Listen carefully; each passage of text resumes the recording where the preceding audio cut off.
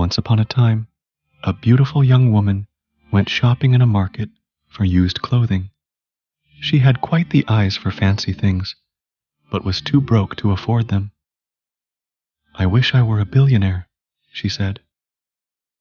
Unknown to her, her wish had been granted and was right before her eyes.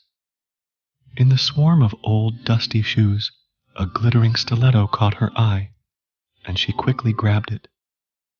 "How much is this shoe, please?" She couldn't take her eyes off it. She examined it thoroughly. It was her favorite color and her perfect size. "The shoe is 2 cents, Vanessa," the seller said gruffly, and continued screaming his lungs out, calling for buyers. It was a ridiculous price for what she had in her hands. The shoe was the most glamorous thing she had ever seen. It was unbelievably cheap. She groped her purse and quickly realized the seller had called her by her first name. "Excuse me, what did you say?" She was certain she heard him mention her name. 2 cents, Vanessa," he repeated, most uncannily. "How do you know my name, mister?" she queried. She was alarmed. She had never met him before that time. The seller ignored her. He must be some creep, she thought, as she got out money from her purse and paid. "You may have your wish," the man said with gratitude and a most weird smirk. She was overwhelmed with excitement, yet curious about the strange man. She put the pair of shoes in her bag and hurried off. When she got home, she thought about the strange man and how he knew her name. It was interesting and weird at the same time. And then she remembered her shoes. She grabbed her bag and quickly got it out. She had never seen anything in the world like it. It glittered in the market, but what she had in her hands was a glow. It was ethereal. She couldn't believe her eyes. She felt a strong urge to wear it and squeezed her legs into the pair.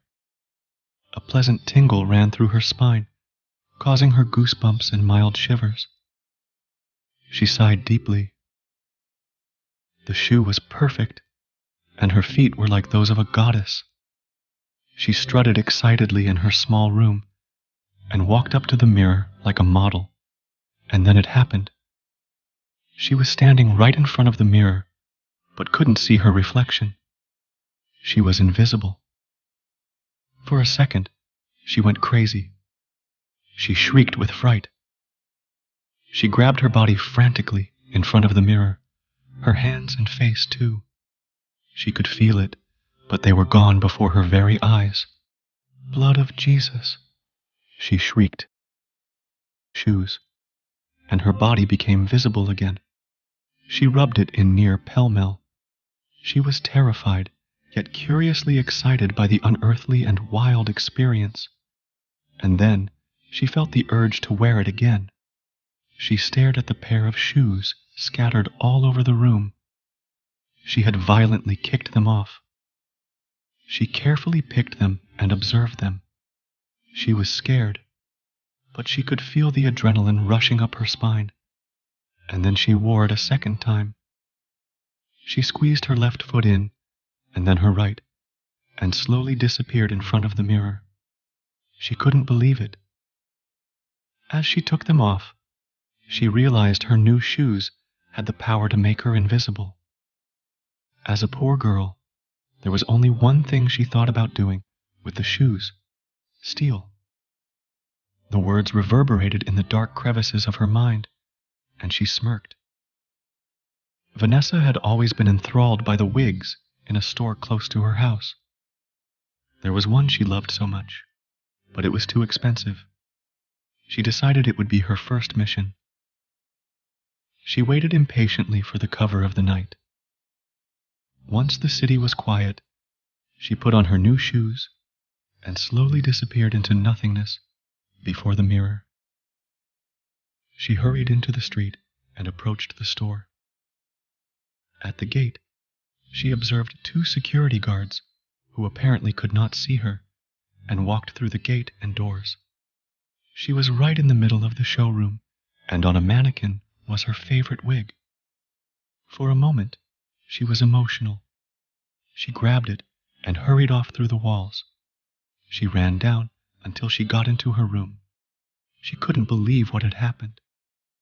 It was like a dream. The next day at midnight, she went into the showroom of a major distributor and stole a designer handbag. She was so excited when she returned home. She had a brand new Hermes bag in her custody. She felt like a celebrity. She took off the shoes and kissed them.